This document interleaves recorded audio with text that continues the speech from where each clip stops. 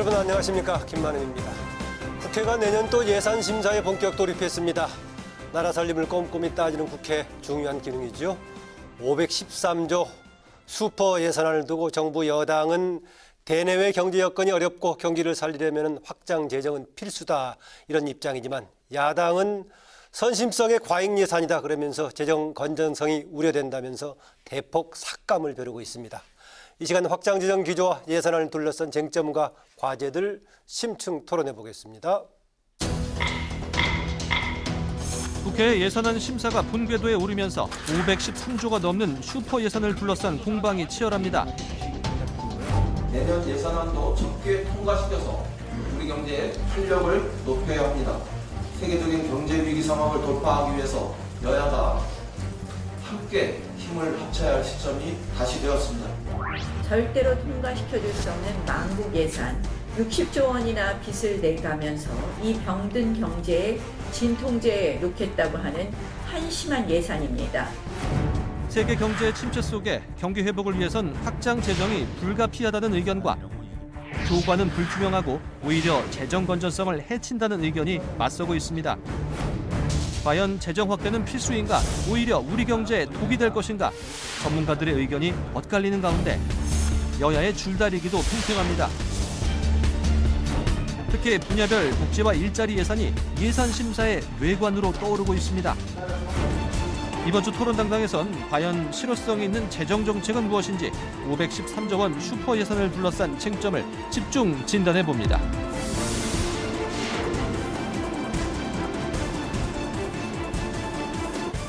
오늘 토론 함께 하실 분들을 소개해 드리겠습니다. 국회 여계리 소속이죠. 자유한국당 송원석 의원입니다. 어서 오십시오. 안녕하십니까. 송원석입니다. 네. 글로벌 정치경제연구소 조영철 수석연구위원입니다. 어서 오십시오. 예, 안녕하세요. 조영철입니다. 네, 제가 앞서 소개했다시피 이번에 국회가 심의 중인 내년 도 예산안 500조를 넘어서 513조 5천억 정도에서 슈퍼 예산이라고 불리기도 하는데요. 문재인 대통령 국회 예산 제출했던 시정연설에서 과감한 재정의 확대, 이것을 강조했습니다. 문재인 대통령의 우리의 재정 기조 또 예산 이번 제출했던 그런 방향, 먼저 전반적으로 어떻게 보시는지요, 송원석 의원님? 예, 조금 전에 이제 슈퍼 예산이라고 말씀하셨는데 울트라 슈퍼 예산입니다. 예, 작년도 예산을 그 9.7% 증액을 시켜서 왔을 때 이제 슈퍼 예산 논란이 있었는데 국회에서 9.5% 증가율로 심의 조정된 바가 있죠. 금년에 다시 또 내년 예산을 9.3% 증가율로 가져왔습니다. 2년 연속 9%대 증가율은 IMF 위기 때나 글로벌 금융위기 때도 없던 굉장히 초팽창적인 예산이다. 그래서 울트라 슈퍼 예산이라고 하는 것이고요. 특히 적자 국채 발행 규모가 아시다시피 금년도에 33조 원에서 60조 원 이상으로 지금 대폭 뛰었습니다. 그렇기 때문에 미래 세대에 대한 부담을 엄청 키우고 있는 미래 세대의 가불 예산이다. 또는 미래 세대 등골 브레이크다. 우리는 그렇게 이야기를 하고 있습니다. 그래서 이렇게 초팽창적인 예산을 좀 적절하게 적정 수준으로 조정해야 되겠다 하는 것이 자유한국당의 입장입니다. 네, 급속한 팽창에 적자까지 걱정하면서 여러 점에서 우려하시네요. 조 박사님은요? 예, 작년에 이제 그 9.7% 증가한 그런 예산안을 국회에 제출했고요. 그래서 국회에서 이제 심의해서 약간 조정을 해서 9.5%가 된 겁니다. 올해 이제 국회에 제출한 게 9.3%니까 본 예산 대비 사실은 추경 예산 대비하면 8% 증가한 것입니다. 그리고 또 국회에서 심의하면 또 비효율적인 예산들을 또 삭감 조정을 할 거기 때문에 작년의 사례를 보면은 올해도 한 9% 정도 되지 않겠냐 이렇게 생각을 합니다. 본 예산 대비. 그래서 이걸 초 울트라 슈퍼 예산 이렇게 표현하는 것은 좀 과하다라는 생각이 들고요. 작년에 9.5% 증가한 예산을 갖고 확장적 재정을 운영했지만은 사실은 경제가 계속 나빠지고 있었고요. 올해에도 그렇지만은 내년에 이 9.3% 증가한 예산 갖고 과연 이 불황을 타개할 수 있을지에 대해서는 사실은 저는 좀 회의적입니다. 그래서 경기 대응 예산으로서는 좀 부족한. 이것도 부족하다. 부족한 규모다 이렇게 생각을 하고요. IMF나 OECD 같은 경우에 2020년 그리고 2019년 현재의 상황을 2008년 글로벌 금융위기 이후 가장 최악의 상황이다 이렇게 평가를 하고 있습니다. 그러니까 당연히 이렇게 강력한 경기 대응적 확장적 예산 편성이라고 하는 것은 합리적이고 당연한 것이다 이렇게 생각을 합니다. 네, 우선 팽창이 있어가지고 추경까지 포함한다면 그렇게 급속한 팽창은 아니라는 주장이시네요.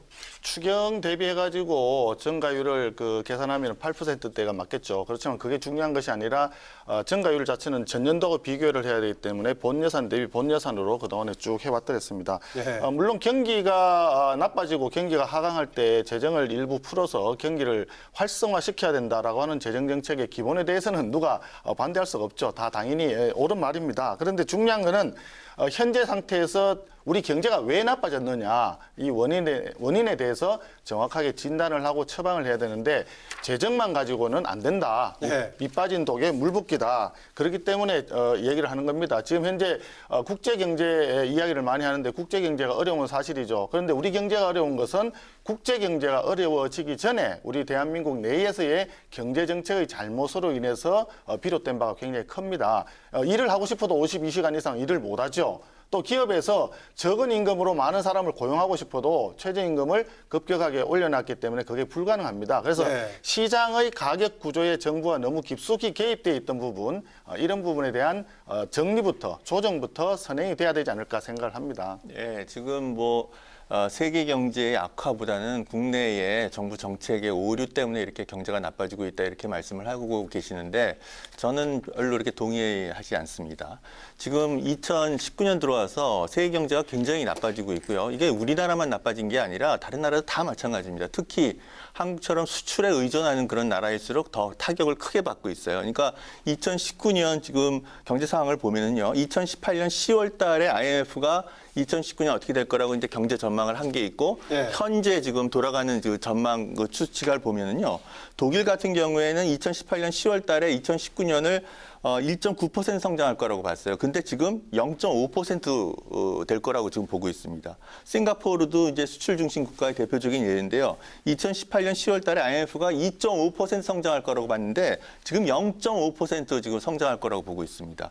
홍콩은 2.9% 성장할 거라고 봤는데 0.3%를 보고 있고요. 한국은 2018년 10월 달에 IMF가 2.6% 성장할 거라고 봤는데 현재 2% 간당간당한 수준이죠. 예. 이렇게 놓고 보면은 지금 수출 의존적인 경제 중에서 한국이 그나마 지금 선방하고 있다 이렇게 얘기할 수도 있는 겁니다. 그래서 오히려 수출 의존 경제 국가 중에서 독일이나 싱가포르, 홍콩 이런 나라에 비해서 한국이 오히려 괜찮은 상황이다 이렇게 말할 수 있기 때문에 이게 정책 오류가 지금 성장 침체의 주원이다 이렇게 말하는 거는 제가 보기에는 좀 편향된 얘기다 이렇게 아주 생각을 중요한 합니다. 제목 같습니다. 아니 굉장히 데이터를 조금 잘못 말씀하시는 것 같은데요. 이거 한번 생각을 해봅시다. IMF가 경제 성장률 전망을 하는 거는 1년에 한 서너 차례 계속 이렇게 수정 전망을 계속 해갑니다. 그럼 최근 기준을 했을 때 예를 들어서 한국 경제가 금년 4월 전망했던 거하고 금년에 10월 달 전망치를 보면요. 무려 0.6%포인트나 떨어졌습니다. 2.6% 전망하다 2.0%로 뚝 떨어졌습니다. 그런데 그 사이에 세계 경제 전망은 0.3%포인트인가 줄어든 걸로 제가 기억을 하고 있습니다. 거기에 선진국과 개도국으로 이렇게 구분해서 봤을 때 개도국의 경우에 0.5%포인트 정도 내리는 것으로 제가 기억을 합니다. 그렇기 때문에 우리는 선진국에 가까운데 또는 선진국인데 선진국보다는 무려 0.3%포인트 더 많고 그다음에 후진국들, 개도국들보다도 더 안 좋은 상태로 나빠졌다. 이런 이야기입니다.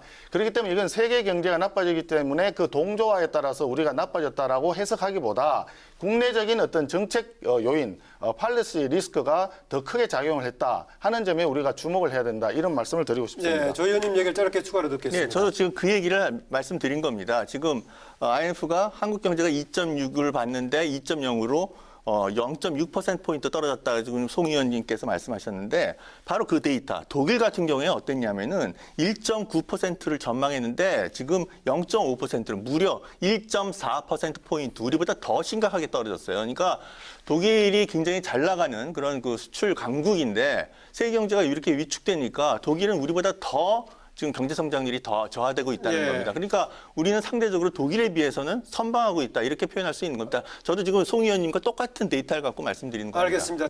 아까 조영철 박사께서는 이번에 슈퍼 예산 여기에다가 성원석 의원 울트라까지 붙였는데 이 정도로 너무 급속하게 연 2년 팽창이다라고 말씀했는데 거기에 비해서 조영철 의원은 이것도 좀 부족한 상황이다. 그런데 이건 어떻습니까? 고려했을 때 지금 적자 관련 고려했을 때 이번 적자 국채 60조 2천억에 달한다는 얘기 나오는데 그건 걱정 안 해도 되겠습니까? 물론 이제 그 걱정을 해야죠. 그러니까 그 국채 관리는 이제 해야 된다고 생각을 합니다. 그래서 이번 국가재정 운영 계획에 의하면 국가 채무 비율이 이제 증가한 것으로 그렇게 나타나고 있죠. 그래서 40%를 넘어서 2023년 되면은 46% 이렇게 증가한 것으로 나오고 있습니다. 그런데 우리가 국가 채무 증가를 걱정하는 이유는 뭐냐면 결국 재정 부담이 되기 때문에 그런 것입니다. 그런데 지금 국채 금리가 장기적으로 계속 하향 추세입니다. 그래서 10년 전, 15년 전에는 국채를 발행하면 5%, 7%로 국채를 발행할 수 있었는데 지금은 어떤 상황이냐면 1.3%, 1.5% 이렇게 저금리로 국채를 발행하는 상황이에요. 실제 부담은 그렇게 느는 게 아니라. 그래서 지금 실제로 결산 자료를 보면은요, 2015년하고 2018년 그 결산 이자 비용 지불을 보면 국채 그 잔액은 2015년보다 2018년이 훨씬 더 증가했는데도 불구하고 실제로 이자 비용이 감소했어요. 그거 왜 그렇겠습니까? 이자 부담이 감소한 거죠. 국채 발행 이자 비용이 감소하니까. 그리고 또 더 중요한 것은요, 2016년, 2017년, 2018년 동안에 실제로 국채 그 금리는 살짝 증가했습니다. 그럼에도 불구하고 이자 비용이 감소한 거예요. 그거 왜 그러냐면 국채는 고정금리고 10년, 30년, 5년 이런 장기 국채 비중이 많거든요. 그래서 과거에 10년 전에 5%, 7%로 발행했던 것들이 이제 만기가 돼서 차환하고 그리고 신규 국채 발행하는 것은 저금리로 발행하기 때문에 그런 겁니다. 그래서 국가재정 운영 계획의 국채 비율이 증가하지만 저는 그거에 상응해서만큼 이자 비용이 증가할 거라고 보지 않습니다. 네. 앞선 질문에 대해서 제가 데이터를 찾았습니다. IMF에서 성장률 전망을 하는데 세계 성장률은 3.3에서 3.0으로 0.3%포인트 하락해서 전망을 했는데 선진국은 1.8에서 1.7로 0.1%포인트 하락 전망을 했고 신흥개도국은 4.4에서 3.9로 0.5%포인트 하락 전망을 했어요. 그런데 우리나라는 2.6에서 2.0으로 무려 0.6%포인트 하락 전망을 했다.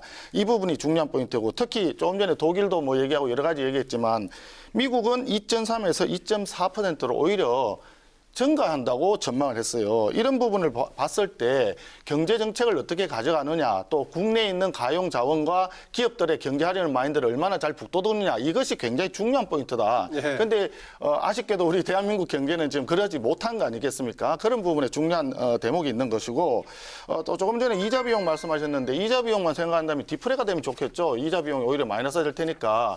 그렇지만 경제는 그런 것이 아니잖아요. 전체적으로 투자라든지 소비라든지 분배라든지 이런 것이 같이 함께 가면서 기업들이 생산력을 최대한 끌어올렸을 때 그때 경제가 잘 돌아가는 겁니다. 이자 비용 부담이 지금 발행하는 국채가 이자 비용이 적다고 해가지고 과거에 쌓여있던 고이자율의 국채들이 사라지는 게 아닙니다.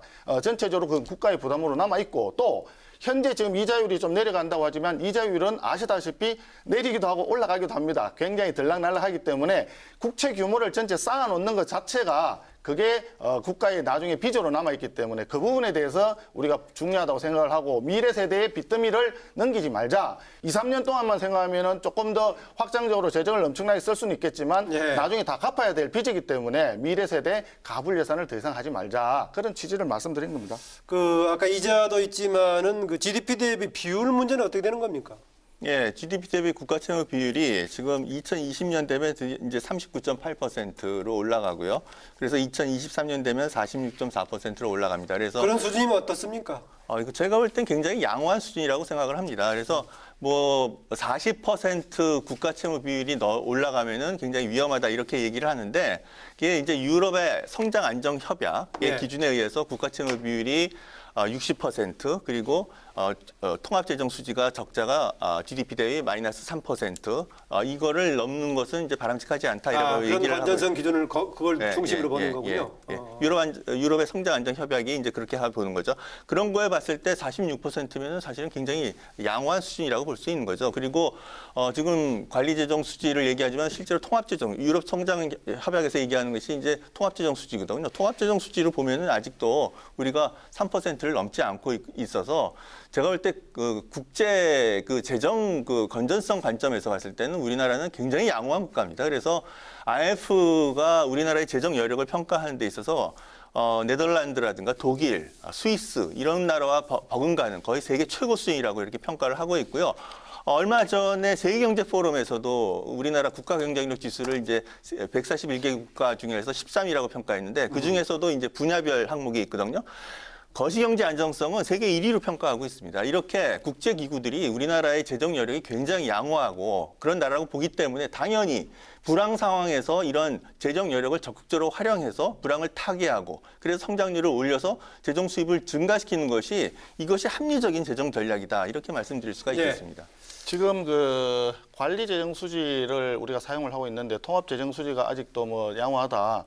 그 말씀이 기본적으로 틀린 얘기가 아닙니다. 그런데 왜 대한민국은 다른 국가는 다 통합재정수지로 얘기를 하는데 우리는 그중에서 사회보험을 제외한 관리재정수지를 가지고 관리해 왔을까? 이 원인을 잘 아셔야 되지 않겠습니까? 우리나라는 아시다시피 그 국민연금을 비롯해서 사회보험이 아직도 미성숙 단계에 있다. 네. 그렇기 때문에 수입은 굉장히 많이 들어오는데 지출은 적은 그런 단계에 있지 않습니까? 그렇기 때문에 그런 사후에 지출이 많이 늘어났을 때를 고려해서 지금 현 단계에서는 이 수입과 지출을 좀 더 타이트하게 관리해야 된다는 취지에서 관리 재정 수지를 활용해 왔던 겁니다.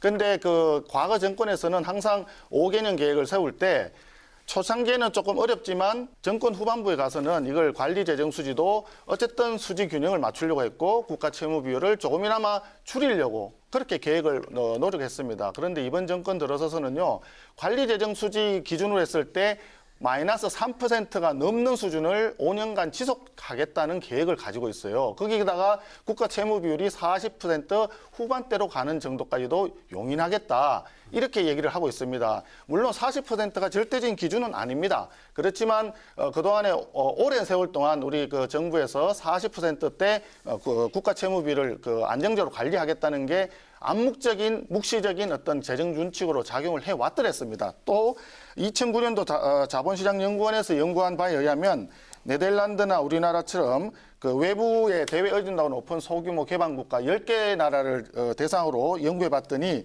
국가 채무 비율 최적 비율이 35.2%라는 그런 연구 결과도 있습니다. 기준치가 서로 다르군요. 아까 예를 그렇기 드는 게. 때문에 이런 부분에 대해서 매우 조심스럽게 접근을 해야 되고 유럽하고 또 우리나라하고 그 국가 채무 비율이 쌓여 있는 내용이 조금 다를 수가 있습니다. 유럽 국가들은 대부분이 그 1, 2차 세계대전 등 해서 그전에 전쟁 채무가 굉장히 다 포함이 되어 있습니다. 정확하게 수치를 얘기하기는 좀 어려울지 모르지만 아시다시피 영국 같은 경우에는 콘솔이라고 영구채도 있지 않습니까? 채권을 국가에서 채권을 발행했는데 이자만 계속 주고 영구입 상환하는 게 없습니다. 그런 채무까지도 포함한 국가 채무 비율이기 때문에 우리나라와는 상황이 좀 다르다 하는 점을 말씀드립니다. 네, 건전성의 기준을 두 분이 약간 다른데 이것은 이후에 이제 국가 정책 차원에서 한번 점검해서 다시 한번 우리의 어떤 게 적절한 기준인지 한번 살펴봐야 될 대목 같아 보이기도 합니다. 아까 송원석 의원이 미래세에 대한 부담 얘기했습니다. 지금 아까 이자는 좀 이제 많이 떨어졌기 때문에 부담이 덜 한다고 말씀하셨는데 전반적으로 총액으로 봤을 때 늘면은 역시 미래세대에 부담이 가지 않느냐 이런 얘기는 반복적으로 나오고 있는데 어떻습니까?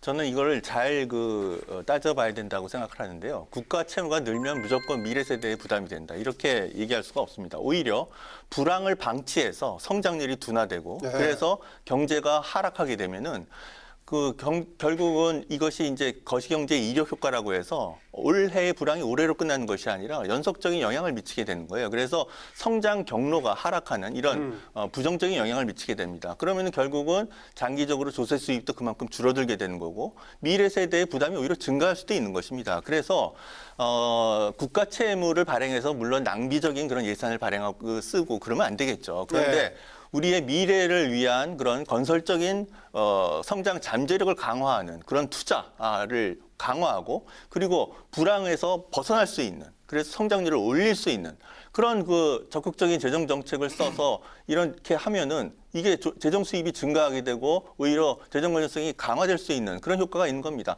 오히려 지금과 같이 세계 경제가 위축되는 상황에서 불황을 방치해가지고 만약에 지금 초수포 예산이라고 하는데요. 지금 44조 원 정도 예산이 증가한 거거든요. 이걸 만약에 44조 원 증가시키지 않고 4조 원만 증가시켰다. 예. 만약에 그렇게 된다면 재정 승수 효과에 의해서 우리나라가 2.3% 성장하는 것이 아니라 1.3%, 1.5% 성장하게 됩니다. 이게 미래 세대를 위해서 그 책임 있는 그런 정부가 해야 할 그런 정책이라고 말할 수가 있겠습니까? 네, 성장 동력 약화, 경제 위축이 오히려 미래 세대에 대한 안 좋은 영향을 미칠 수 있다는 얘기입니다.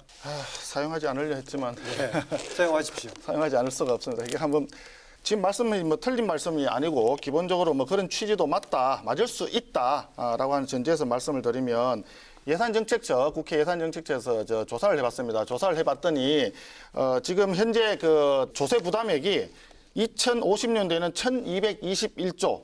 지금 현재 금년에 387조보다 3배 수준으로 증가한다.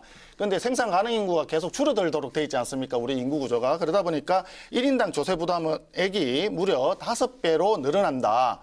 이런 연구 결과가 있습니다. 물론 연평균 성장률을 2%대로 지금 전망을 했고요. 또 국가 채무 비율을 40%대를 유지한다는 전제하에서 했기 때문에 그럼에도 불구하고 국가 채무 자체가 지금 예를 들어서 대학교 1학년 정도 되는 20세 정도 되는 학생이 50세가 될 때 그때는 그 전체적으로 나라 빚이 6배나 늘어나는 이런 결과가 됩니다. 그런데 경제 성장률이 점점 이제 잠재 성장률도 내려가고 하기 때문에 성장이 뜻대로 되지 않고 하다 보면 또 노령화가 심화되면서 특이한 소요들이 점점 더 늘어나게 된다 그러면 이 나라 빚은 훨씬 더 커지겠죠.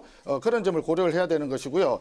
지금 한번 보시면 OECD 그 36개 국가 중에서 터키라든지 아일랜드 다음 한국이 세 번째로 이 잠재 성장률이 뚝 떨어진 나라입니다. 2008년부터 2017년까지 10년간을 기준으로 봤을 때 우리나라가 그 3.12에서 2.72까지 평균 떨어졌는데 우리가 낙폭이 세 번째, 끝에서 세 번째입니다. 미국이라든지 프랑스라든지 이런 나라들은 그 18개 국가는 오히려 올라갔어요. 그래서 중요한 거는 뭐냐면 우리가 잠재 성장률 자체를 올리기 위한 노력이 필요하다. 그 잠재 성장률을 올리는 것이 무엇이냐?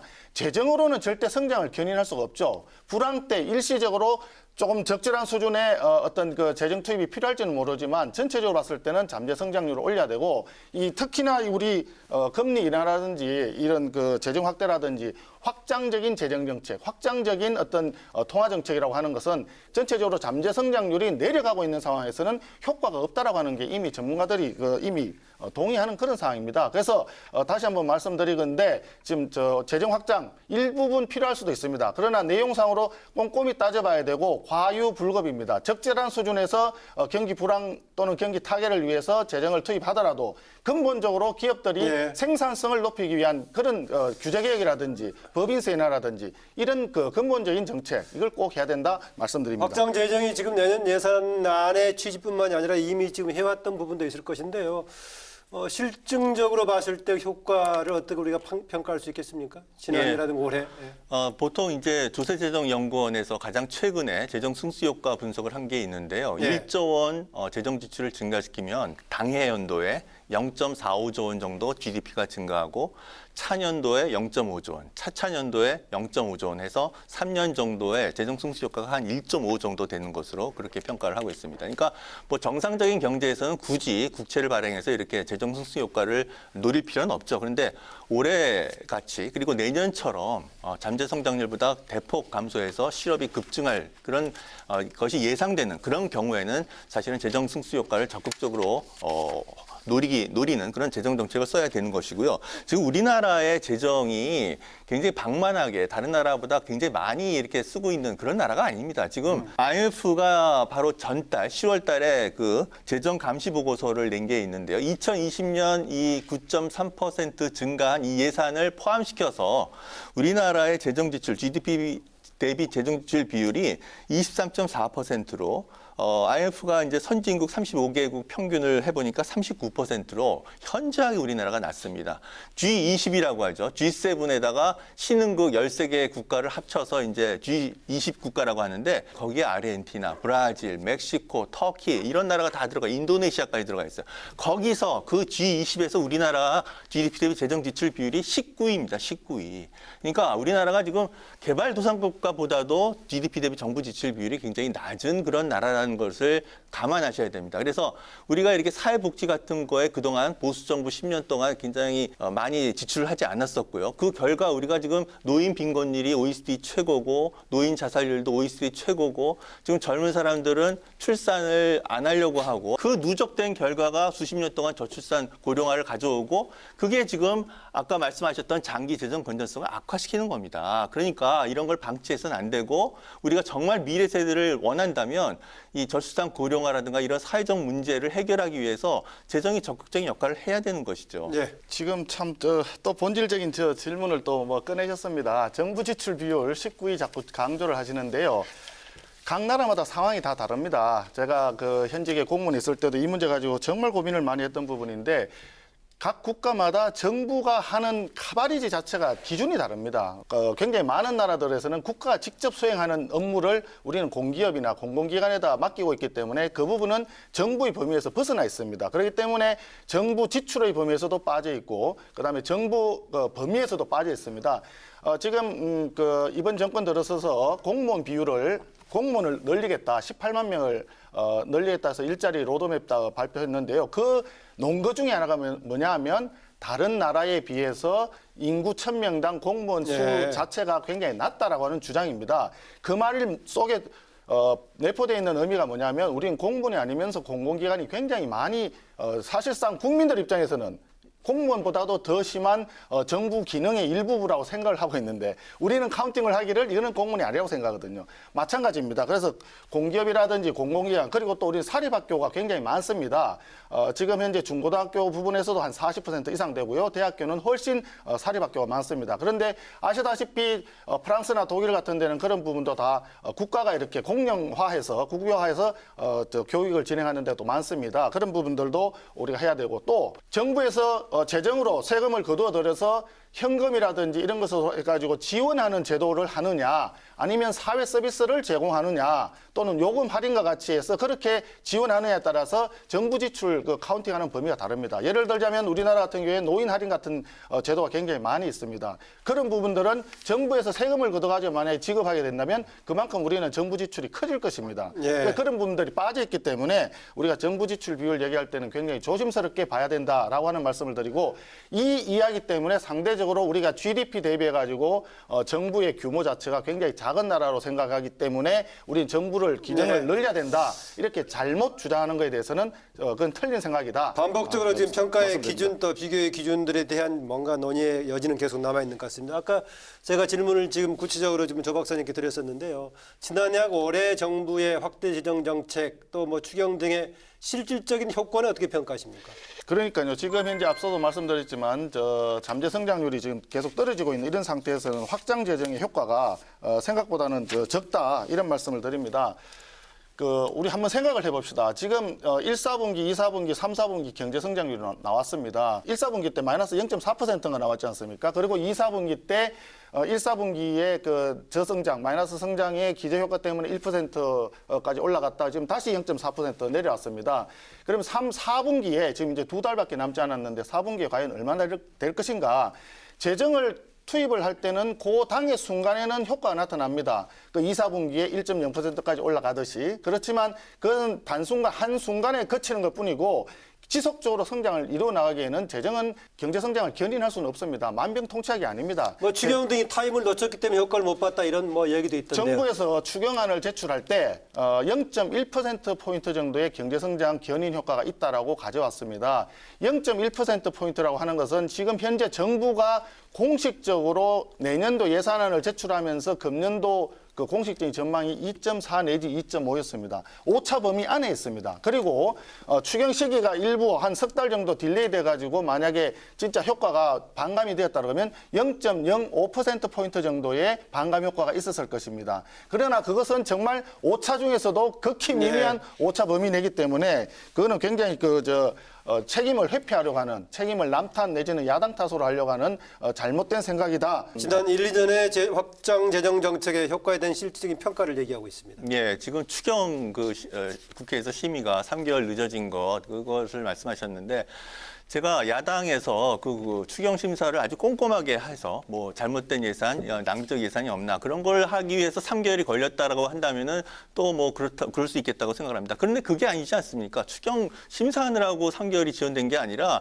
여러 가지 정치적인 문제 갖고 정부 여당하고 정치적인 그런 때문에 연기가 된 겁니다. 그러니까 사실은 참 국민 입장에서는 이게 뭐 하는 거냐라는 그 불만이 나올 수밖에 없는 거고요. 또 한 가지는 지금 우리나라의 잠재 성장률이 낮게 보면 2.5%, 높게 보면 한 2.7%까지 이렇게 보고 있습니다. 그런데 지금 이 확장 예산을 편성했음에도 불구하고 내년 성장률이 2.3% 정도로 보고 있거든요. 그 얘기는 뭐냐면 지금 총수요가 여전히 부족한 상태라는 것을 의미하는 겁니다. 이렇게 총수요가 부족한 상황에서는 확장적 재정 정책을 써야지 되는 거고 이 총수요가 부족한 상황일 때야말로 확장 재정 정책의 승수 효과가 강력하게 나타나는 것입니다. 그래서 이 상황에서 확장적 재정 정책을 쓰는 것은 너무나 당연한 것이고 그 내용을 보면은 이번에 2020년 예산에 굉장히 중요한 것이 뭐냐면 산업 중소기업, R&D, SOC 이렇게 경제 활성화 관련된 예산을 대폭 증가시켰습니다. 이게 2020년 예산의 굉장히 중요한 특징이에요. 그러니까 정부도 지금 세계 경제 불황이 굉장히 심각하고 있으니까 이걸 타개하기 위해서 경제 활성화를 하는 그런 예산을 대폭 증가시켰다. 이런 측면에서 굉장히 저는 긍정적으로 평가합니다. 네, 복지예산 관련점 얘기를 나눠보겠습니다. 복지예산 비중 아까 OECD 기준으로 봤을 때 그렇게 많은 비중이 아니다라고 얘기하셨는데 따져보려면 이제 우리의 여러 가지 경제 상황 또 뭐 증가 속도 등을 같이 놓고 봐야 될 것인데요. 이번에 전체 예산에서 차지하는 비중 35% 좀 넘었습니다. 정호석 의원님, 이건 어떻게 보십니까? 예, 그 복지 예산이 늘어나는 것은 자연스러운 과정인 것 같습니다. 지금 앞서도 말씀드렸지만 고령화에 따라 가지고 복지 재정 수요는 점차 늘어날 수밖에 없고 기본적으로 그런데 이제 우리가 고민해야 될 건 이런 이야기입니다. 현 단계에서 우리가 복지 지출 자체가 재정에서 차지하는 비율, 또 복지 지출이 GDP에서 차지하는 비율이 상당히 낮다. 뭐 OECD나 이런 나라들 평균보다 낮다. 그러니까 이걸 늘려야 된다. 이렇게 이제 말씀들을 하시는데. 물론 낮은 건 사실입니다. 그런데 UN 아동권리위원회네요. 여기서 얘기했는데 공공사회 지출이 현재 우리나라가 11.1%인데 OECD 평균이 19%입니다. 그거보다 낮은 건 사실입니다. 그런데 최근 10년간의 증가율은 OECD 평균의 2배 이상 빠르다. 우리는 11% 정도 늘어났고 OECD 평균은 5.3%다. 이런 통계가 있습니다. 그러면서 우리한테 얘기하는 것이 뭐냐. 현재의 제도를 가지고 그대로 가더라도 2030년대에 가면은 OECD 평균 수준을 따라잡는다. 그 이야기는 거꾸로 얘기하면 현재 복지 지출 자체가 낮은 것은, 적은 것은 우리가 제도가 없기 때문이 아니라 제도는 이미 어느 정도 다 구비가 되어 있는데 아직까지 고령화라든지 여러 가지 생산 가능 인구 저하라든지 이런 부분들이 OECD 국가들에 비해서 우리가 아직 성숙되지 못한 상황에 있기 때문에 낮게 보일 뿐이다. 축적되면 엄청 많아질 수 있다. 축적되면 이것이 금방 OECD 평균보다 늘어난다. 그래서 이 부분에 대해서 조심스럽게 봐야 된다라고 하는 점이 말씀드립니다. 네, 조영실 의원님. 지금 우리나라가 사회복지 지출 비율이 다른 나라보다 굉장히 현저히 낮은데 물론 증가하는 속도가 굉장히 빠른 건 사실입니다. 근데 그건 너무나 당연한 것입니다. 우리나라가 고령화 속도가 지금 전 세계에서 가장 빠른 나라예요. 그래서 지금 아직까지는 일본을 한 20년 정도 차이로 고령화 속도가 지금 일본을 쫓아가고 있지만 2050년대 후반 정도 되면은 일본과 비슷해지거나 일본을 넘어서게 됩니다. 이렇게 우리나라 고령화 속도가 굉장히 빠르기 때문에 당연히 고령화 속도가 빠르니까 기초연금, 뭐 건강보험 이런 지출이 급속하게 증가할 수밖에 없고, 그러니까 증가 속도가 빠를 수밖에 없죠. 그런데 지금 말씀하셨던 국회 예산정책처의 장기 재정 전망에 의하면은 2040년에 우리나라 국가 채무 비율을 65.6%로 보고 있고요. 2050년에 86.6% 정도로 보고 있습니다. 지금 일본이 223%, 230% 이런 수준입니다. 그러니까 우리나라는 이때 가면 이제 일본과 거의 비슷한 고령화 수준이 되는데도 국가 채무 비율이 뭐 80%, 뭐 90% 이 정도 수준밖에 안 된다는 얘기를 의미하는 거예요. 그러니까 사실은 지금 재정 건전성이 굉장히 심각하게 악화되는 것처럼 얘기를 하지만 현재의 일본보다 지금 우리가 2050년이 되면은 거의 세계 최고 수준의 고령화가 될 텐데 현재의 제도를 그대로 유지하면 그래봐야 한 80%, 90% 수준밖에 안 된다는 겁니다. 그러니까 네.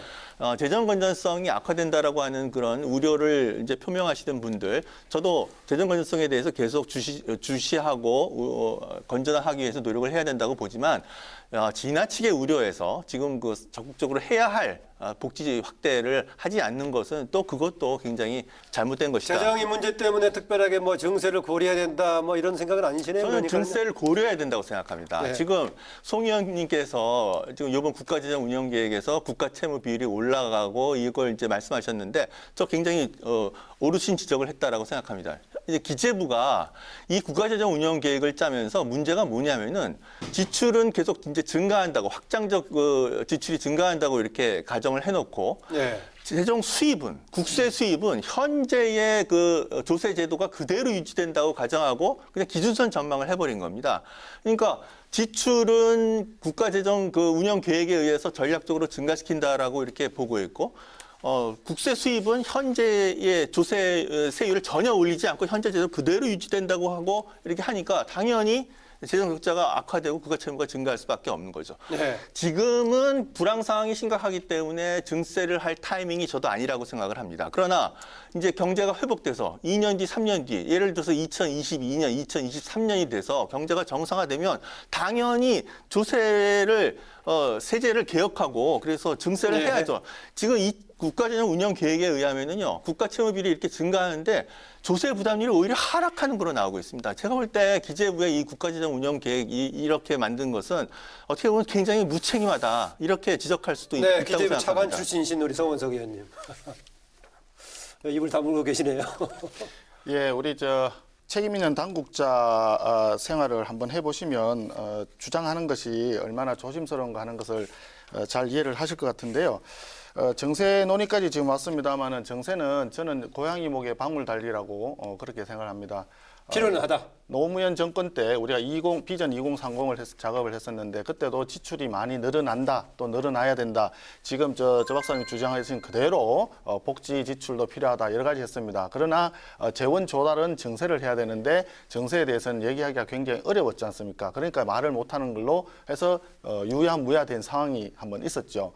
자, 마찬가지입니다. 지금 정세를 하려고 그러면 여당 혼자서 정세를 아마 죽으다 깨나도 못할 겁니다. 정세는 정말 어렵습니다. 여야 간에 합의가 있어야 되고 또 그 이전에 국민적으로 동의할 수 있는 어떤 그런 과정이 필요합니다. 그렇기 때문에 이게 고양이 목에 방울 달리라고 저는 생각을 하고 그러면 지출은 늘리고 복지를 더 늘리고 하자면 결국은 재원은 어디서 나오느냐? 국채를 손쉬운 국채 발행에서 나올 수밖에 없는 상황이 될 가능성이 굉장히 농후합니다. 그게 현재 현실적으로 정세보다는 현실적인 계속해서 예. 국채로 간다. 왜냐하면 이제 우리 박사님 정치 얘기까지 하셨기 때문에 그 말씀을 드리는 거고요. 기본적으로 총수요가 부족하기 때문에 재정을 확장적으로 해서 이 불황을 타개해야 된다. 그 말씀이 처음에도 말씀드렸지만 틀린 말씀 아닐 수 있습니다. 그러나 적절한 수준이 있어야 되는 것이고 그것이 곧 과유불급이라는 겁니다. 총수요를 늘리는 데 있어서 재정이 할 수 있는 역할은 굉장히 제한적이고 보완적인 역할입니다. 재정이 만능 통치약이 될 수가 없어요. 그렇기 때문에 총수요를 늘려서 경기 불황을 타개하려고 하더라도 그것은 결국 기업에게 얼마나 더 열심히 할 수 있도록 하느냐. 우리나라 법인세 최고세율이 미국보다도 더 높습니다. 우리나라는 오히려 올렸고 미국은 무려 10% 이상 내렸습니다. 전 세계 거의 모든이라고 얘기하면 많기 전 상당히 많은 국가들이 법인세율을 최근 10년 동안 다 내려왔습니다. 그만큼 국제 경쟁력이 중요하기 때문입니다. 그런데 우리나라 상황을 보면요, 지금 최근에 와가지고 앞서 GDP 대 국가 채무 비율 예산 정책적 2050년에 85.6%까지 간다고 했는데 여기에 전제가 있죠. 경제 성장률은 실질 2%를 계속 유지한다. 또 조세 부담률은 20% 정도를 유지한다. 이런 또 전제가 있습니다. 경제 성장률이 지금 현재도 지금 2%를 금년에 달성할 수 있을지 굉장히 의문시되고 내년도에도 많이 봐서 2.3% 지금 하고 있습니다. 그래서 2.0%대 수준을 계속 가져간다는 것도 굉장히 어렵습니다. 그 신뢰가 뭐냐면 금년도 같은 경우에 원래 당초 금년 예산을 할 때 세입에 근거가 되는 성장률은 실질 2.6%였습니다. 실질 성장률이. 지금 현재 전망할 때 금년도 실질 성장률 2% 굉장히 어려운 상황이 있고 1.9가 나온 것도 있죠. 예. 1.9 그러니까 각 투자은행들의 평균은 좀 1.9%까지 내려와 있습니다. 개별적인 기관은 1.6%까지 전망한 게 있고요. 그런데 경상은 그거보다도 더 심각합니다. 지금 소비자 물가가 연속 2달 마이너스를 가고 있기 때문에 GDP 디플레이터가 이게 원하는 만큼 나오기가 굉장히 어렵습니다. 그럼 실질 2.0이라 하더라도 경상이 3.0은 힘들거든요. 그럼 2.1 많아봐야 4, 5. 그렇다면 금년에 세수가 펑크가 날 가능성이 많아요. 금년도에 세수가 펑크나면 내년도에 원한 성장률을 다 한다 하더라도 내년도 세수에는 상당한 지장이 초래될 수 있다. 그럼 이 상황이 굉장히 오래 갈 수가 있습니다. 그렇기 때문에 우리가 재정을 운영하는 데 있어서는 전체적으로 굉장히 조심스럽게 총괄적으로 봐가면서 해야 된다라고 하는 걸 자꾸 강조를 하는 겁니다. 네, 복지 예산의 여건 얘기가 또 재정정책 근본에 관한 얘기로 다시 돌아갔는데요. 예. 예. 재정만 갖고 이제 거시경제 관리할 수 없다 이런 말씀을 맞는데 사실은 이제 거시경제 관리로서 굉장히 중요한 게 이제 통화 정책이 있죠. 그러니까 2008년 글로벌 금융위기 이전까지만 해도 사실은 거시경제 관리를 주로 재정 정책보다는 통화 정책으로 해왔던 겁니다. 근데 2008년 글로벌 금융위기 때 통화 정책을 강력하게 써서 양적 완화까지 쓰고 했는데 그럼에도 불구하고 경제가 통화 정책만 갖고 안 되니까 그다음부터 이제 재정 정책을 쓰기 시작했고요. 그래서 이제 거시경제 관리 수단으로서 재정 정책의 역할이 굉장히 이제 중요해지고 있는 겁니다. 2008년 글로벌 금융위기, 그러니까 이명박 정부 시절이죠. 그때 재정 지출을 10.6% 증가시켰습니다. 그런데 요번에 이제 9.3% 증가시켰는데 그 당시에 사실은 재정 정책보다도 더 중요한 역할을 했던 게 뭐냐면 통화 정책이었습니다. 한국은행이 2008년 글로벌 금융위기 극복을 위해서 무려 기준금리를 3.25%포인트 하락시켰습니다. 그냥 기준금리를 쫙쫙 내려가지고 아주 강력한 통화정책을 썼던 겁니다. 근데 지금은 이미 한국은행이 기준금리를 역대 최저 수준인 1.25%로 내린 상태고요. 여기서 뭐 더 내려봐야 1% 수준으로 내려가는 거기 때문에 이 정도 수준으로는 사실은 통화정책이 경기를 활성화시키는 효과가 기대하기가 어려운 거죠. 그러니까 이명박 정부 때 2008년 글로벌 금융위기를 대응했던 그때의 상황하고 지금 그거와 거의 버금가는 그런 세계경제 위축이 발생하고 있다라고 보고 있는데 지금의 상황은 완전히 다르다. 지금은 재정정책 이 하나 갖고 거의 이 거시경제를 극복해야 되는 그런 상황이다. 이래서 근본적인 조건의 차이가 있다는 말씀을 드리고 싶습니다. 통화정책 얘기까지 나왔기 때문에 한마디 좀 듣고 가야겠습니다. 예. 아주 좋은 분석입니다. 통화정책과 재정정책은 늘 이렇게 조합을 맞춰서 팔러스 믹스를 해야 되는 게 당연히 맞죠. 당연히 맞는데, 지금 2008년 금융위기 때 재정지출 증가율 10% 넘은 적이 있습니다. 아까 조금 전에 저도 말씀드렸는데, 그때는 한 해 10.6%인가 그랬던 것 같은데, 증가했다. 그 다음에는 4%포인트대로 굉장히 내렸습니다. 증가율 자체를. 그래서 재정을 적절하게 가져갔는데, 중요한 거는 지금 현재 최근에 와서는 작년도에 9.5%, 그러니까 금년 예산이 9.5% 증가율이고 내년도엔 9.3% 증가율을 가져왔는데 2년 연속 이렇게 가져간 사례가 없습니다. 이게 뭐냐? 재정정책을 확장적으로 쓸 때는 당해 연도에 뭔가 위기 상황이 있으면 이것을 극복하기 위해서 재정을 많이 늘릴 수는 있지만 그러면 1년 동안 재정 집행을 하고 또 다른 경제 정책을 하고 규제를 완화하고 해서 경제가 정상적으로 되면 재정 지출 증가율은 또 정상화시키는 것이 그동안의 관례가 없고 그것이 당연한 과정입니다. 그런데 금년 예산을 할 때도 세계 경제가 위기다 또는 우리 대한민국 경제가 위기다 이런 이야기를 했을 때 전혀 위기라고는 하지 않았습니다. 최근까지도 청와대나 정부에서는 위기라고 얘기하면은 위기라고 자꾸 얘기하면 심리 효과 때문에 없던 위기도 옵니다 그러면서 그런 말 자체를 못하게 합니다. 그런데 재정 운용하는 건 보면 경제 위기 때보다도 훨씬 더 팽창적이고 확장적으로 재정을 운용한단 말이에요. 말 따로 행동 따로 이러기 때문에 국민들이 믿지를 못하는 것이죠. 그래서 정책을 하는 데 있어서는 청와대든 정부든 어떤 당국자들이 이것이 절대 진리입니다라고 얘기하는 것보다 국민들의 동의와 합의를 찾아가는 겁니다. 국민들의 합의라는 게 뭡니까? 5,300만 명을 다 합의가 할 수 없으니 대의기관인 국회에서 여야 간에 협의하고 상의해서 합리적인 방안을 찾아가는 겁니다. 그렇기 때문에 지금 현재 정치 상황에서는요. 재정정책 확장 일부 필요할 수 있습니다. 저는 그 부분 분명히 말씀드립니다. 과유불급. 지나치게 혼자서 하면 안 됩니다. 그다음에 두 번째, 근본 처방을 해야 됩니다. 왜 위기가 생겼는지 그걸 잘 진단하고 거기에 대한 대책과 함께 재정을 가져가야 됩니다. 그러면 민간에서 경제를 잘 할 수 있는 계기가 될 겁니다. 아니 그 정책 그 담당자 예를 들어서 청와대라든가 기재부 장관 이런 분들이 지금 경제 위기입니다. 이런 말을 하면 되겠습니까? 그러면은 정말 그 국민들이 위축돼 가지고 공포에 질려서 오히려 정말 패닉 현상이 발생하게 되겠죠. 그래서 책임 있는 정책 담당자들은 그렇게 함부로 그 과격한 용어를 써서는 안 되는 거고요. 경제는 심리다 이런 말들이 있지 않습니까? 그래서 너무나 지나치게 그 과격한 용어를 쓰는 것은 자제해야 되는 것은 뭐 제가 볼 때 상식적인 그 것이고요. 그래서 당연히 청와대에서 경제 위기는 아니다. 사실 지금 경제 위기는 아닙니다. 그러니까 세계 경제 위축에 의해서 개념을 다양하게 쓸 수 있으니까 우리나라가 수출 의존 경제이기 때문에 그 영향을 지금 가장 많이 받고 있는 것이지 지금 우리나라가 경제 위기라고 말할 수는 없는 거죠. 지금 경제 위기인데 어떻게 고용률이 외환위기 이후 가장 최고 수준이고 이럴 수가 있겠습니까? 다시 예산 돌아가세요. 지금 정부 예산할 때 가장 많이 붙는 용어 중에 하나가 일자리 예산이라는 용어를 쓴단 말이죠. 본예산뿐만 아니라 특히 추경 때 많이 쓰고 있었는데 이번에 예산 역시 일자리 예산 역시 최대 규모입니다. 25조 7천억 정도인데 야당에서는 지금 가짜 일자리 예산이라는 용어까지 쓰고 있습니다. 그런 소리 들을 만하다고 보십니까? 근데 이게 지금 일자리 예산을 내용을 잘 보셔야 됩니다. 그러니까 일자리 예산하면은 정부가 재정을 투입해서 막 일자리를 막 만드는 뭐 노인 취로 사업 뭐 이런 거 만드는 거가 대부분이 25조일 거라고 생각을 하시는데 그렇지 않고요. 직접 일자리 사업 예산은 3조 원에 불과합니다.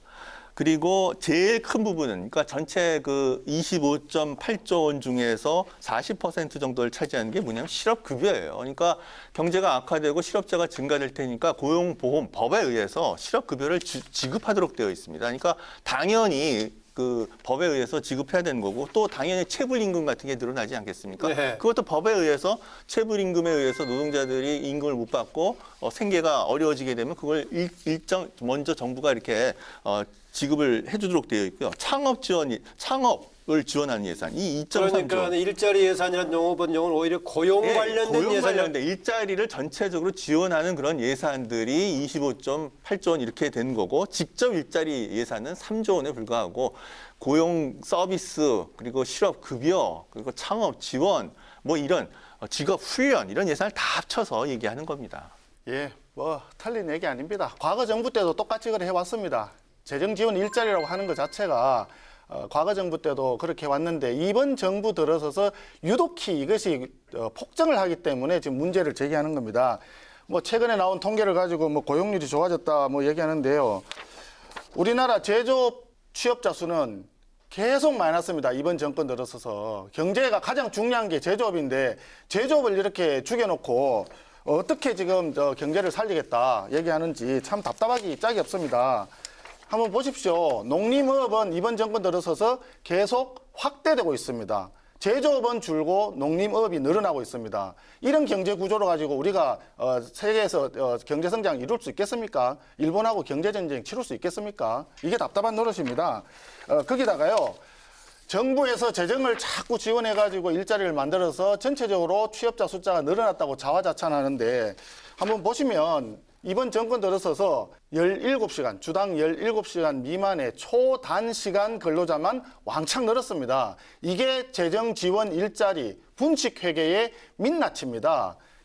정말 경제가 잘 되려면 상용 근로자 그리고 기업이 직접 고용하는 제조업이 직접 고용하는 그런 근로자들이 늘어나야 됩니다. 그런 일자리가 늘어나야 되고 그런 일자리를 늘리기 위해서 기업이 투자할 수 있는 유인을 만들어주는 것이 그게 경제를 운영하는 책임 있는 시각입니다. 그런데 재정에서 자꾸 돈만 퍼붓고 가니까 조금 전에 실업급여도 얘기했습니다. 실업급여 지급하는 기간을 늘리고 실업급여 주는 금액을 늘리면 당연히 실업자한테는 도움이 되겠죠. 그러나 근로하려고 하는 유인은 그만큼 줄어드는 겁니다. 줄어들기 때문에 잠시 잠깐 일했다가 그거 가지고 나와서 실업급여 타고 또 잠시 잠깐 일했다가 다시 또 실업급여 타고 그러니까 경제가 활력이 없어지는 겁니다. 경제를 근본적으로 망치고 있는 이런 잘못된 정책 이것을 바로잡지 않으면 아무리 재정을 갖다 퍼부어도 투자도 안 되고 성장도 안 되고 일자리도 나타나기 어렵습니다. 제발 청와대와 정부는 그걸 좀 잘 좀 인식해 주기를 바랍니다. 분식 회계, 분식 지표라는 용어까지 쓰시네요.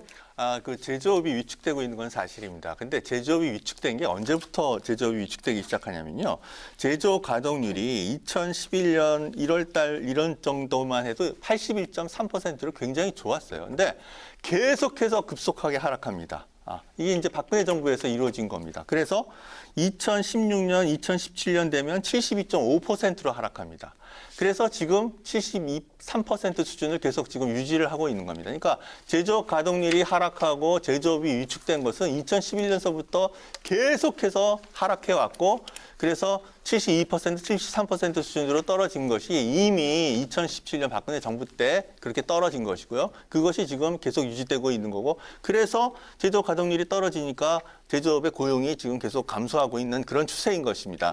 그리고 제조업이 이렇게 위축되는 가장 근본적인 이유는 사실은 수출 정책 때문에 그런 겁니다. 수출이 2011년서부터 사실상 거의 정체 상태에 들어가고 있는 거거든요. 그래서 이 문제는 사실은 정부가 적극적인 노력을 통해서 제조업을 활성화시켜야 되겠지만은 사실은 수출 이 문제가 근본적으로 해결하지 않고서는 활성화되기 어렵다 이런 말씀을 수출 드리겠습니다. 얘기까지 하시는데 수출도 말입니다. 반도체 경기가 사실 대한민국 수출의 4분의 1 내지 5분의 1을 차지하고 있지 않습니까? 반도체 경기가 1년 전에 벌써 꺾일 것으로 전망을 했었습니다. 그런데 그것이 1년 정도 더 이렇게 가다 보니까 우리가 마치 마취제를 맞은 듯한 그래서 경제가 잘 돌아가는 듯한 착각에 빠져 있었던 겁니다. 이호선 경제수석도 얘기를 했어요. 반도체 경기가 꺾일 걸 미리 1년 전에 꺾일 거라고 생각했다고 그때 얘기했습니다. 그러면 중요한 거는 수출이 반도체에 굉장히 많이 의존해 있고 그리고 반도체 경기가 나빠질 것이다라고 하는 건 이미 알고 있는데 그 1년 동안 도대체 정부는 뭘 했느냐 이게 중요한 거 아니겠습니까? 일자리도 마찬가지입니다. 한국경제연구원에서 조사를 해봤어요. 채용 규모를 늘리겠다고 응답한 기업이 17%밖에 안 되고요. 줄이겠다는 기업이 33.6%입니다. 거기에다가 통계청에서는 비경제 활동 인구가 사상 최대입니다. 1633만 명. 그중에서 그냥 단순히 쉬었음이라고 답변한 사람이 작년보다 34만 9천 명 늘어난 217만 3천 명입니다. 이게 굉장히 중요한 겁니다. 경제에 활력이 없어지고 정부에 의존해서 정부에서 지원해주는 돈에 연명하는 이런 국민들이 자꾸 늘어나고 있다는 거죠. 그러면 경제는 전체적으로 활력을 잃게 되고 경제는 망가지게 돼 있는 겁니다. 자본주의 시장 경제의 기본 시스템을 망가뜨리는 이런 잘못된 정책은 정말 바로잡아야 됩니다. 우리 조 박사님 보니까 거의 뭐 청와대 당국자 같이 말씀을 하시는데 정말 이거는 자문도 참여하시고 하니까요. 정말 중요한 거는요. 전 국민을 재정 지원 일자리라든지 아니면 공기업을 동원한 초단기 알바성 일자리를 통해서 전 국민을 아르바이트화하는 이런 잘못된 정책을 하는 한 대한민국 경제 회생하기 정말 어렵습니다. 이 근본 처방에 대해서 정말 제대로 해야 되고 기업에 대한 규제 풀고 노동시장 유연성 확보하고 그래서 투자 유치할 수 있도록 정부는 정말 특단의 대책을 세워주시기 바랍니다. 네, 정부 예산에 여러 분이 포함되어 있죠. 뭐 국방 부분도 있고 여러 가지 행정자치 부분 포함한 여러 가지가 있는데 오늘은 주로 이제 재정정책 전반에 관한 얘기하고 그다음에 복지 일자리 관련 얘기를 했었는데요. 지금 이미 이제 심사 국회에서 또 부처별로 심사가 시작이 되고 있는데 이번 내년도 예산에서 반드시 지켜야 될 항목 또 조정은 뭐 증감이라든가 추가될 부분이겠죠. 어떤 걸 들 수 있겠습니까? 그 말씀하시기 전에 지금 송 의원님께서 지금 굉장히 중요한 지적을 하셨는데요. 그래서 지금 정부가 지금 불황 문제가 심각해지기 때문에 주 52시간제 이런 걸 좀 완화시키는 그런 법안을 지금 국회에 제출한 상태입니다. 근데 이걸 지금 국회가 통과시켜주지 않고 있습니다. 지금 경제 활성화와 관련된 여야 간에 사실은 의견이 없는 그런 민생 법안들이 지금 국회에 쌓여 있어요. 그러니까 그렇게 지금 경제 활성화가 필요하다고 생각을 하신다면 이런 법안들을 빨리 국회에서 통과시켜 달라 이런 말씀을 좀 부탁드리고 싶고요. 네. 지금 물론 지금 9.3% 전 2020년 예산 갖고 내년에 그 불황을 타개하는 데는 전 부족하다고 보는 입장이지만 그럼에도 불구하고 비효율적인 그리고 집행이 되지 않을 가능성이 높다고 생각되는 그런 예산들은 국회에서 삭감 조정하는 그런 예산 심의가 필요하다고 생각합니다. 요번에 사실은 좀 많이 산업 중소기업 이쪽 예산이 대폭 증가했어요. 27%나 증가했거든요. 그 이유 중에 하나가 지금 한일 관계 악화에 따라서 소부장, 소재, 부품, 장비 사업의 국산화를 위해서 정부가 과감하게 3조 원 이상의 예산을 투입을 했습니다. 그런데 사실은 정부가 의욕을 갖고 예산을 이제 과감하게 증가시켰는데 여기서 집행 실적이 굉장히 부진해질 가능성이 좀 많이 높다고 생각합니다. 예를 들어서 지금 일본으로부터 지금 국산화하려고 하는 것이 99.99999%의 순도를 갖는 그 에칭가스 같은 거 이런 거를 이제 개발하려니까 우리나라 그걸 개발하기 위한 그 R&D 예산 같은 걸 이제 했는데 과연 예산을 준다고 해서 그 R&D 사업을 성공할 수 있냐 그건 아니거든요. 그래서 생각보다 이쪽에서 집행 실적이 굉장히 저조한 그런 예산들이 나올 가능성이 있고 그래서 국회에서 송 의원님 같은 예결위원들께서 꼼꼼하게 이렇게 살펴보셔야 될 그런 내용들이다 이렇게 생각을 합니다. 네, 예산 어떻게 심사하실 것인가? 예산 심사 열심히 해야 됩니다. 해야 되는데 먼저 앞서서 민생 법안 처리까지 국회에 부탁하시고 참 청와대 당국자의 말씀과 이제 딱 맞아 떨어지는 대변을 하시는데. 민생 법안 당연히 해야 됩니다. 우리 자유한국당에서는 그동안에 줄기차게 경제정책 전환을 위해서 민생 법안, 경제 활성화 법안을 하자고 계속 강조를 했고요. 정부와 여당이 정말 해야 될 일은 특히 청와대가 해야 될 일은 모두를 끌어안고 갈 수 있는 그런 배포와 아량, 국민들을 포용하는 통합의 정치 이것이 가장 중요하다 그런 말씀드리고요. 예산 내용 관련 예산과 관련해서는 지금 저희들도 비슷합니다. 경제 활성화를 위해서는 당연히 해야 되고요. 그렇지만 경제 활성화와 관련 없는 그냥 간단하게 제가 말씀드리겠습니다. 기업 활력, 성장 잠재력, 민생 이런 데 필요한 예산은 더 추가로 해야 되겠다. 그렇지만 야당 염두에 두고 있는 삭감 부분 어느 쪽입니까? 삭감 많습니다. 남북 협력 기금 같은 부분 있지 않습니까? 비공개 예산이 굉장히 많은데 이런 부분 잘못된 거 없애야 되고요. 일자리 실패한 거를 분식회계 하기 위한 그런 예산들 없애야 되고요. 예타도 없고 한시적 지원이라고 했는데 지금 3년째 계속하고 있는 일자리 안정자금 이런 부분 드러내야 된다고 생각을 합니다. 그다음에 보조금 지급하는 부분에 있어서도 어떤 특정 정파적인 견해를 가진 편중된 그런 시각을 가진 단체에 지원하는 예산들이 있습니다. 이런 부분도 감액을 해야 된다고 생각을 합니다. 네, 감액 관련 얘기가 나왔으니까 조영철 박사 얘기 좀 듣겠습니다. 예, 그러니까 비효율적인 예산 그런 것은 이제 감액을 하셔야 되겠지만 지금 IMF나 OECD 같은 그 이코노미스트들이 2020년 경제 상황이 2008년 글로벌 금융위기 이후 가장 나쁜 상황이다 이렇게 지금 평가를 하고 있습니다. 그렇기 때문에 지금 통화 정책이 지금 한계에 도달한 상태고요. 재정 정책이 어느 때보다도 중요한 역할을 해야 되기 때문에 예산을 비효율적인 삭감해야 되겠지만은 또 국회가 또 필요하다고 생각하는 걸 증액함으로 인해서 예산이 과도하게 감소되지 않도록 그렇게 좀 조정할 필요가 있다라고 생각을 합니다. 네, 지금 마지막 예산안 관련 얘기에서 주분할 내용까지 미리하셨는데요. 좀 마쳐야 될 시간 같습니다. 강조하고 싶은 말, 좀 못다한 말 추가해서 한 30초 정도씩 얘기를 듣고 좀 마무리할까 합니다. 먼저 조영철 의원님. 예. 지금 굉장히 엄중한 상황입니다. 지금 세계 경제가 지금 굉장히 나쁜 상황이고요. 그래서 이런 세계 경제 위축에 대해서 우리나라와 같이 수출 의존적인 경제는 가장 큰 타격을 받을 수밖에 없습니다. 특히 유럽 재정 위기는 남유럽 국가들의 위기였지만 이번에는 미중 간의 무역 분쟁이 중심축을 이루고 있고 그렇기 때문에 미국과 중국과 가장 긴밀한 관계에 있는 한국이 또 가장 큰 타격을 받을 수밖에 없습니다. 그러니까 이런 상황이기 때문에 정부가 적극적인 확장적 거시경제 정책이 필요한 그런 시점이다라고 말씀드리겠습니다. 네, 송원석 의원님. 예, 그 재정을 경기가 어려울 때 재정을 일부 푸는 것에 대해서는 기본적으로 동의한다는 말씀을 이미 드렸습니다. 그렇지만 적절한 수준이 있기 때문에 과유불급이라는 말을 다시 한번 드리고요.